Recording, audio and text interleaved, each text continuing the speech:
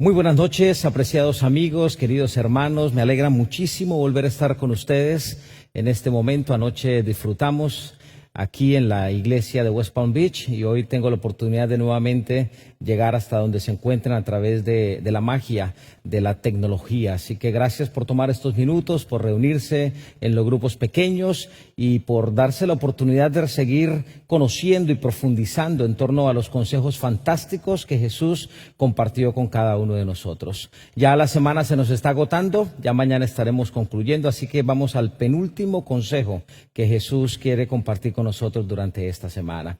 Quiero invitarles para que en el contexto de estos días de oración, una vez más tengamos una disposición de oración y de presencia ante el Señor, así que les pido que por favor me acompañen ahora con esta oración.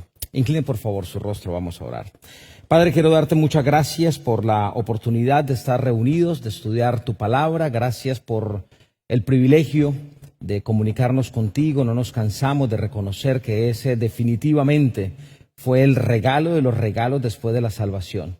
El poder dialogar contigo, el poder sentir tu presencia y el seguir adelante en un mundo lleno de desafíos, pero con la seguridad de que no estamos solos. Gracias, Señor, por el regalo del Padre nuestro, por esa sabiduría de Jesús. Gracias porque hoy nos permites acercarnos a ti de una manera confiada. Presentamos ante ti nuestras vidas y como lo hemos aprendido durante esta semana, no nos atrevemos a pedirte otra cosa diferente que tu voluntad perfecta y tu presencia dándonos lo mejor. Gracias, Señor. En el nombre de Jesús oramos. Amén. El tópico de hoy, el cual se encuentra en el versículo 12 del capítulo 5 del libro de Mateo, es uno de los tópicos más desafiantes para nosotros los seres humanos, porque allí Jesús nos invita a relacionarnos con un tema muy duro, un tema que nos hace daño, un tema que con dificultad aprendemos nosotros a interactuar, y es el tema del perdón. Allí, si ustedes van a las Sagradas Escrituras, encuentran que el Señor nos invita a ir a Él en un espíritu de perdón. Quiero leerlo textualmente, capítulo 5 del libro de Mateo, y vamos a ir, capítulo 6 del libro de Mateo, y vamos a ir al versículo 12. Capítulo 6, versículo 12. Allí dice: perdónanos nuestras deudas, como también nosotros hemos perdonado a nuestros deudores. Es muy importante que para entender este versículo hayas entendido todo el contexto. Hay que tener en cuenta que Jesús no comenzó su ministerio hablando del perdón. Jesús siempre que habló del perdón lo habló ya en un contexto claramente especificado. El perdón no es un atributo tuyo ni mío. Es decir, el perdón no es un don humano. Y quiero que eso lo entiendas claramente, porque nos frustramos muchísimo nosotros los seres humanos al no tener la capacidad de perdonar. Yo me he encontrado con un sinnúmero de historias, de casos, de situaciones llenas de frustración porque quieren perdonar. Los seres humanos de alguna manera queremos perdonar. Más ahora en esta era de tanta información, entendemos que el perdonar nos genera una serie de beneficios mentales y por supuesto también físicos y espirituales. Pero no somos capaces de perdonar. Yo no sé si esa ha sido tu experiencia, pero ha sido la mía en muchas ocasiones. Y durante muchísimo tiempo fue un literal dolor de cabeza poder entender el mensaje del perdón y cómo yo estoy llamado a perdonar para también ser perdonado. Pero quiero repetirte una vez más. El perdón, siempre que Jesús abordó este tema, lo hizo en un contexto, es decir, no comenzó ningún mensaje hablando del perdón. Igual sucede aquí en esta oración a la mente, o oración para tu mente y para la mía, que es el Padre Nuestro. Noten ustedes que la experiencia del perdón está casi al final de esta serie de consejos que Jesús compartió con sus discípulos y que hoy tú tienes la oportunidad de conocer. Yo estoy repitiendo esto porque quiero que lo tengas claro. El perdón no es un atributo humano. Tú y yo nacimos, por ejemplo, con el atributo del amor, del servicio. Estamos llamados a amar, a servir. Es algo natural que está dentro de nosotros. Pero el perdón no está dentro de nosotros. El perdón en el contexto bíblico es un regalo de Dios. ¿Lo escuchaste bien? El perdón es un regalo de Dios. Por lo tanto, por más que yo me esfuerza a perdonar a otro ser humano, no lo voy a poder lograr. Porque es que el perdón no se aprende. El perdón no es el resultado de una serie de estudios que yo hago. El perdón ni siquiera tiene que ver con una serie de eventos o de predicaciones, de mensajes y de estudios que me inviten racionalmente a entender que el perdón es muy bueno para mí y para la otra persona. Una vez más, el perdón es un regalo de Dios. Y al ser un regalo de Dios, es un resultado de. Por eso es que a mí me gusta mucho, como lo dice aquí en el capítulo 6, y ahora una vez más quiero volver a invitarte para que vayas a tu Biblia y lo leas en el versículo 12, porque Jesús dice, perdónanos nuestras deudas como también nosotros hemos perdonado a nuestros deudores. Perdónanos. Dios, perdóname. Aquí entonces Jesús mismo me está llevando a otro escenario. Jesús lo que me está queriendo hacer reflexionar y el punto que está queriendo que esté profundamente en mi mente es, yo ya estoy convencido del perdón de Dios. Estoy convencido de que Él ya me perdonó a mí. Hay una ley de la vida y de la naturaleza y es que no podemos dar de lo que no tenemos. Si no sembramos el árbol de manzana, pues no vamos a tener manzanas. Si no ahorramos dinero, no vamos a tener entonces el dinero que queremos para el proyecto o para la actividad. Normalmente estamos acostumbrados a ese proceso de siembra y de cosecha. No podemos dar amor si no hemos recibido el amor en el contexto del perdón. En otras palabras, yo no puedo perdonar si no estoy convencido de que yo ya fui perdonado. Y sabes, quizás tú estás diciendo, no, pastor, pero esto es un tema muy normal, muy común. Nosotros sabemos que Dios nos perdonó. El hecho de que tú sepas que Dios te perdonó no significa que estés convencido del perdón. Aquí es donde los otros elementos que hemos abordado durante la semana, como el remordimiento, la carga pesada de culpa, son los que tienes que evaluar. Cuando tú te equivocas, ¿qué pasa? ¿Cuál es el proceso que estás siguiendo? ¿Tú te concentras en salir adelante de esa equivocación o es más fuerte el sentimiento de culpa por la equivocación que tuviste? Si tú eres tan humano, tan humana como yo lo soy, sabes que batallamos o sufrimos muchísimo con el sentimiento de culpa. Lo que Jesús me dice es que el Padre que está en el cielo ya nos perdonó. Y que nosotros debiéramos perdonar como resultado del perdón que Él ya nos dio. De hecho, Jesús era el protagonista del perdón. El perdón nos fue entregado, y esto lo hemos dicho ya varias veces esta semana, pero te lo quiero volver a repetir porque aparece no solo en el contexto del mensaje de Jesús, sino de la iglesia primitiva y también dentro del ministerio que tuvieron a cabo los apóstoles. En todos y especialmente Juan y Pablo son muy enfáticos al decirte a ti y al decirme a mí que nosotros fuimos perdonados más allá de lo que nos podemos imaginar. No hay pecado que no esté por fuera del escenario del perdón de Dios. Fuimos perdonados no solo por los pecados pasados, sino por los pecados presentes y por los pecados futuros. Y yo sé que hay algunas personas que no les gusta escuchar esto porque suena como si estuviésemos siendo invitados a pecar porque finalmente ya Dios nos perdonó. Pero esa invitación es real y no debes molestarte porque así es. Dios respeta que tú y yo nos equivoquemos. Tenemos el derecho a equivocarnos. Tenemos también la responsabilidad de luchar con los resultados de esa equivocación. Pero eso no significa que el perdón no se haya dado. El perdón no está limitado a tu equivocación y a la mía. Nosotros deberíamos entender que en Jesús el pecado no existe. Escúchalo muy bien. En Jesús el pecado no existe. Existen las consecuencias del pecado. Pero el pecado, cuando Jesús te ve a ti y me ve a mí, el pecado pasó a otro plano. El pecado ya no es la prioridad. Y sabes, allí es donde está el punto principal del por qué nosotros no podemos perdonar a los demás. Porque no hemos entendido el mensaje del perdón, el mensaje de la gracia. Cuando tú y yo entendemos que sin haber hecho nada y sin merecerlo, fuimos perdonados por todos nuestros pecados. Cuando no entendemos eso, pues tampoco vamos a poder entender que yo debo perdonar a mi hermano o a mi hermana que se equivocó conmigo. Hay una reflexión bíblica en uno de los libros que más me gusta, que cómo explica la vida de Jesús. Y hago referencia al famoso deseado de todas las gentes.